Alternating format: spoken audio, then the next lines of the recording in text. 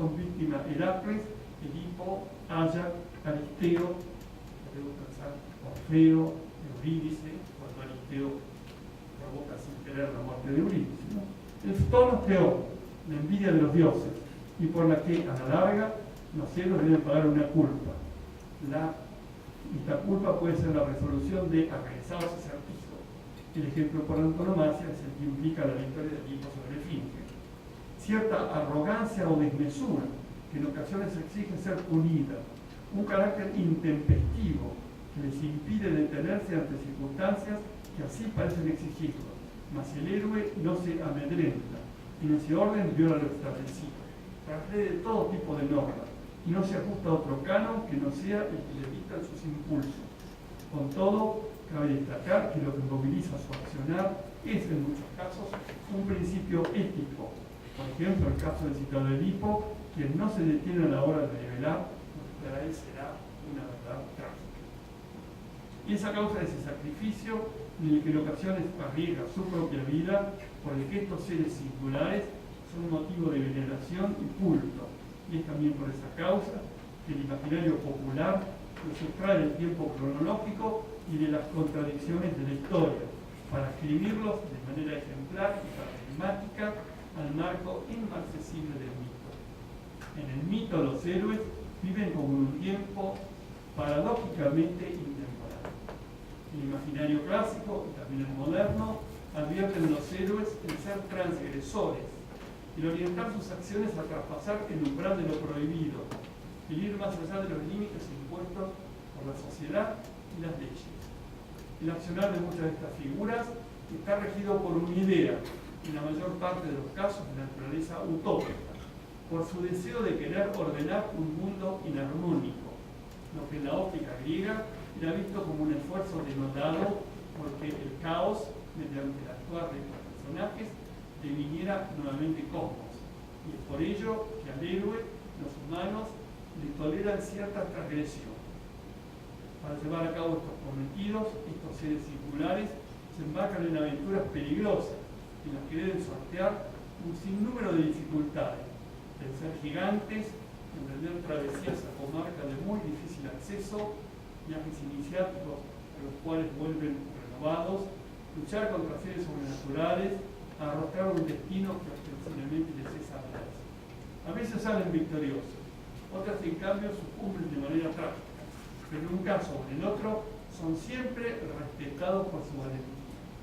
Frente a la chatura de un horizonte opaco, se valoran los héroes, se arrojan por saltar, aunque muchas veces sea al vacío. De ese modo se imponen como modelo de coraje e intrepidez, y es por esa causa que los pueblos no solo le tributan culto, sino que también el imaginario popular los erige como modelos dignos de ser emulados. Muchas gracias por escucharme.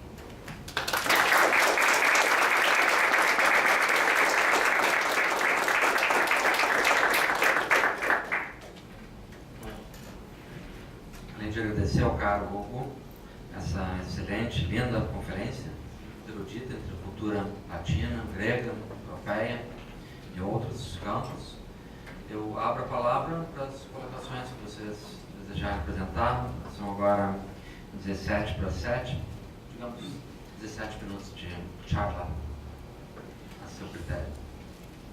Felipe. Tem uma pergunta com relação a esse conceito do herói, né? Como o professor Marshall e o professor Balzar falaram, ele é um aristocrata e ele é um aristocrata e ele tem essa relação com os deuses. Eu, relendo a Ilíada, eu encontrei duas passagens no canto 2 que questionam esse status, né, esse status aristocrata do herói. Se não se importa, eu vou dar uma lidinha, só para situar, né? São passagens do canto 2. A primeira passagem que eu me refiro é quando o Nestor fala para o Agamenon que ele dá o conselho para o Agamenon reunir as tropas. E o Agamenon acata o conselho, convoca todos todos os guerreiros, independente, né, dos heróis, dos aristocratas, quanto dos guerreiros comuns. E o Homero fala assim, ó,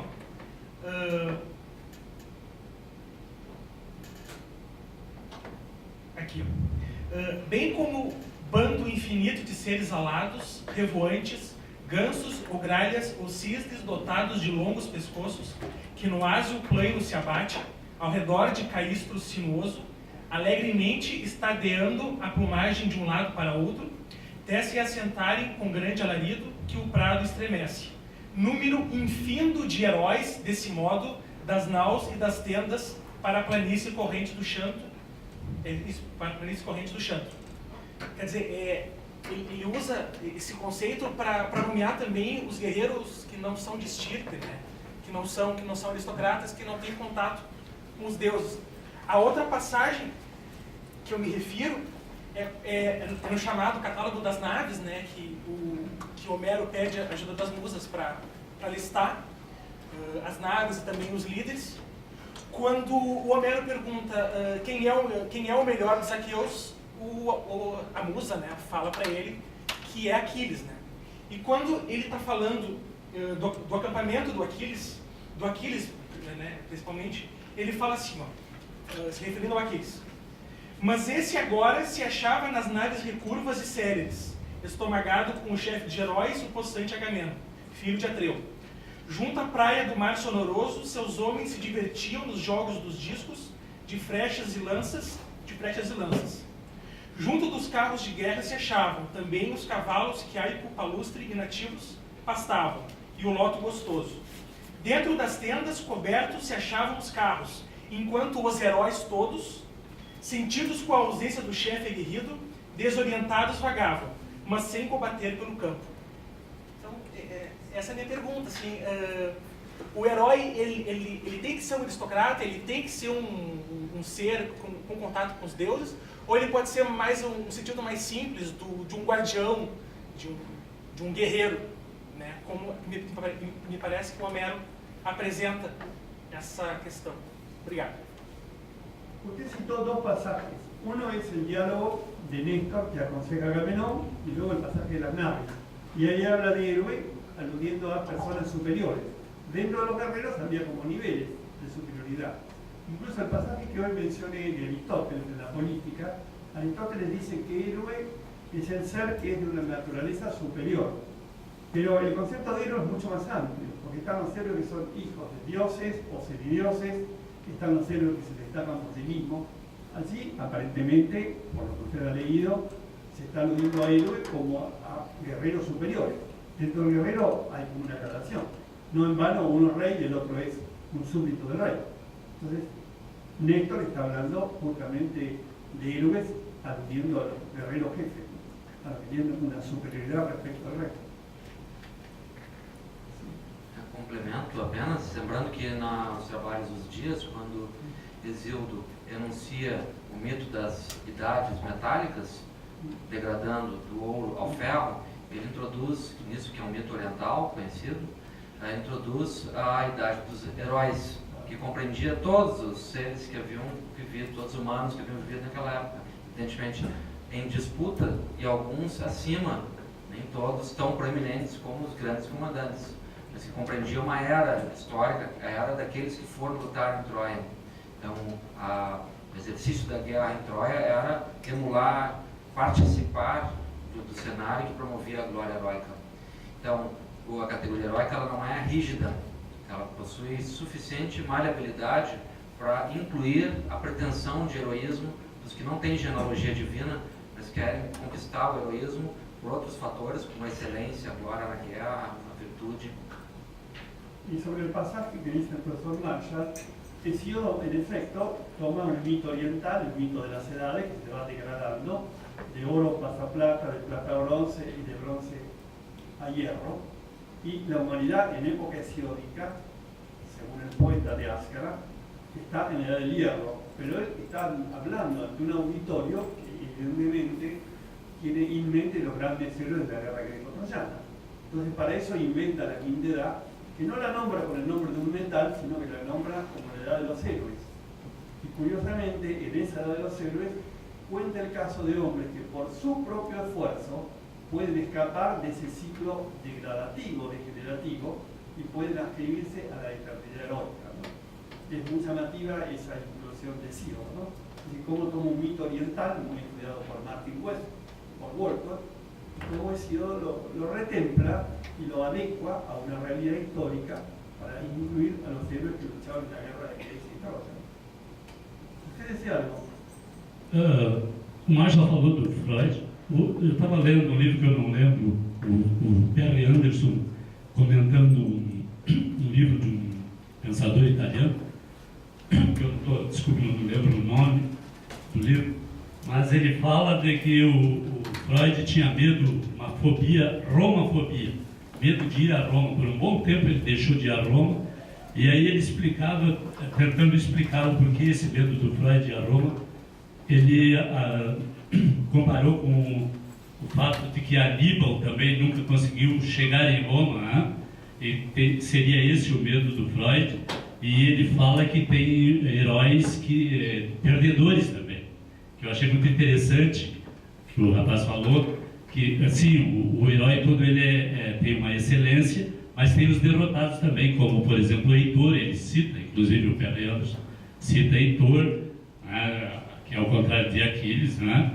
E cita o Aníbal, e que daí viria essa fobia do Freud de ir a Roma, porque ele fazia uma ligação, porque Aníbal tem uma ligação com o judeu, talvez, alguma coisa em comum com o Freud, e o Freud também tinha esse medo de ir a Roma. E eu queria fazer uma outra provocação na questão de o herói legitimando sempre uma elite governante, como o Marshall citou o Luís XIV, né? Mas tem, por exemplo, uma provocação no sentido do Martin Fierro e do próprio Che Guevara, se daria para fazer isso. E uma última pergunta, se não é um jeito, o mito do herói não é um estratagema, uma estratégia do humano combater o anonimato. Por empezar, habría que distinguir el héroe del ídolo. El ídolo es el viviente. Por ejemplo, en mi tierra, no para mí, para el común de la gente, Maradona es un ídolo. Puede ser que a la muerte se convierta en un mito o no. Es el héroe del fútbol, como acá puede haberlo sido Pelé, por ejemplo. Es como una proyección. Todo el que juega el fútbol querría alguna vez llegar a ser Maradona, Pelé o Messi. Es como una proyección de eso. Ahora, no entendí bien lo que usted dijo de Aníbal. O Freud, ele tinha essa romafobia, ele não queria, ele passou um longo tempo sem ir a Roma. Sim. E o Perry Anderson atribuía isso que o Freud psicologicamente ligava com a história do Aníbal, que nas guerras, o professor Marshall pode dizer melhor, que ele nunca teria conseguido adentrar a Roma. Mas que Aníbal é um herói derrotado também. Ele faz essa comparação com o Heitor e com Aníbal, que também são heróis que não vencem sempre. Claro. Que são. Es la peripecia de la que habla Aristóteles, que en cierto momento, como está encumbrado, en la peripecia implica siempre para abajo. Es un golpe de la fortuna que le impide acceder a lo que supuestamente menciona, ¿no? Usted citó el caso del Che Guevara, que es un caso muy, muy complejo y muy discutible, porque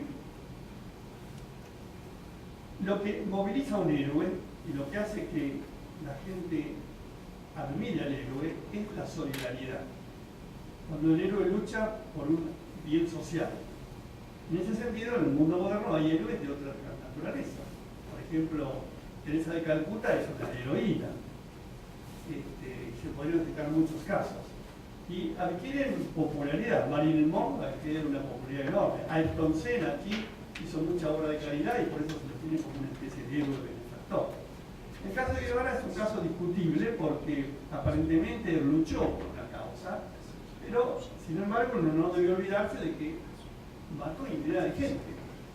Y mató gente que podía haber sido nobilísima y que no pensaba como él. Y él adquirió luego poder, fue ministro.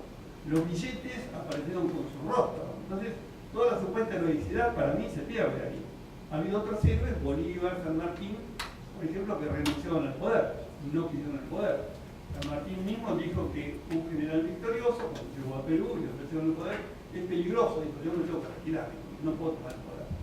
Entonces, es seguido por multitudes, pero hay otro grupo que entendemos que habrá sido su intención muy buena, pero en la práctica, en mi opinión, no funcionou. O herói é um produto narrativo, então há que ver quando uma narrativa vai constituir o reconhecimento de que aquele herói adquire essa dimensão. Esses dias o Renato Gelini Ribeiro, que é muito arguto, disse que no futuro, sei lá daqui a quanto tempo, 200 anos, o José Dirceu vai ser narrado como um herói.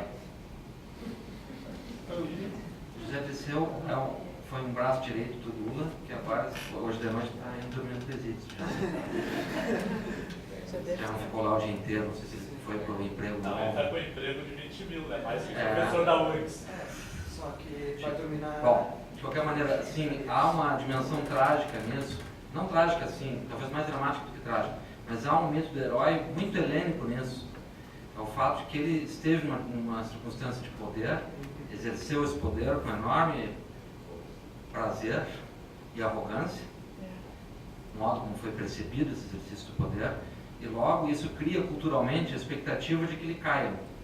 E com isso eu não estou querendo julgá-lo, mas observar o fenômeno cultural que está no entorno desse drama todo, hoje vivido no Brasil, através da pessoa dele e de outros, mas a dele mais centralmente.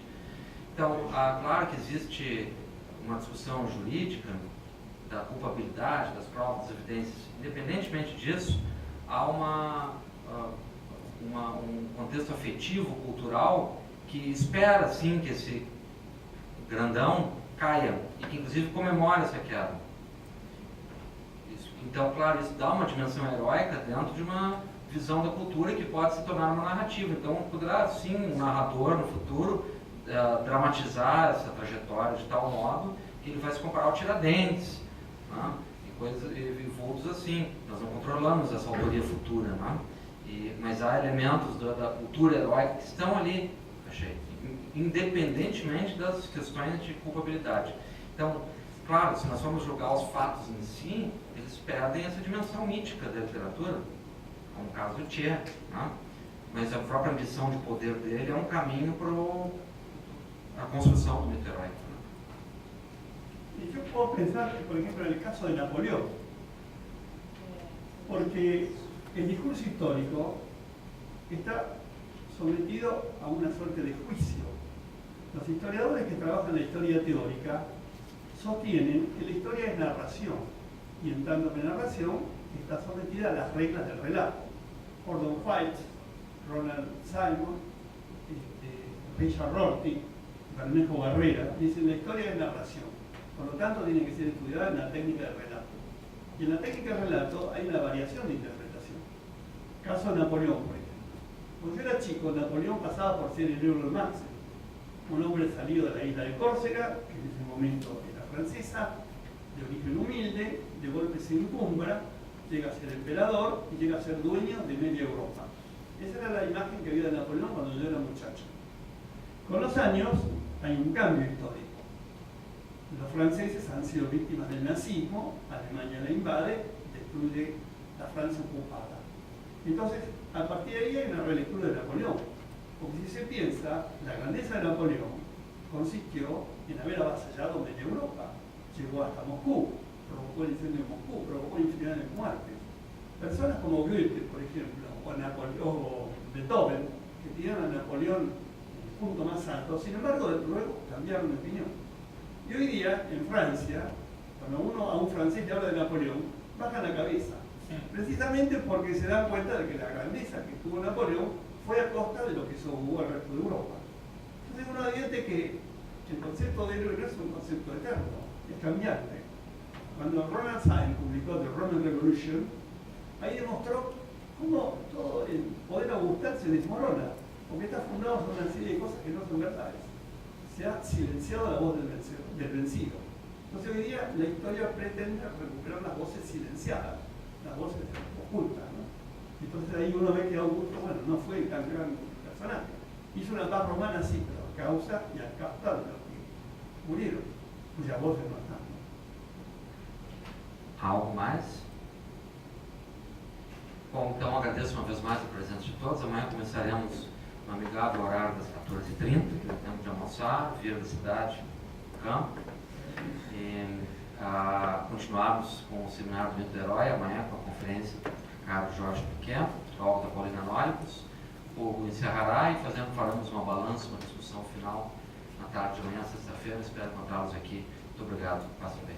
Ah, sim, o Teles, o Fernando Teles, está me pedindo, obrigado pelo lembrete, ele é o coordenador do GT História Antiga da ANPU, aqui no Rio Grande do Sul. E esse GT organizou um encontro com o Hugo Balzar no sábado de manhã, às 10 horas, para discutir questões mais práticas, linhas de pesquisa, orientação, colaboração, a prática da pesquisa em História Antiga e as suas possibilidades de desenvolvimento e colaboração. Isso ocorrerá no plenarinho da reitoria da URGS. Quem não sabe, ele fica no prédio da administração central da URGS, junto ao saguão, uma pequena sala, de quem entra na reitoria vindo do salão de atos, à direita. Quem entra pela porta vindo do Antônio, à esquerda, fica ali na coluna, uma pequena sala, feita para encontros de pequenos grupos. E o Hugo vai nos conceder generosamente esse encontro, organizado pelo Teles, no sábado de manhã, dia 30, às 10 horas. É isso, Teles? Legal. Muito obrigado.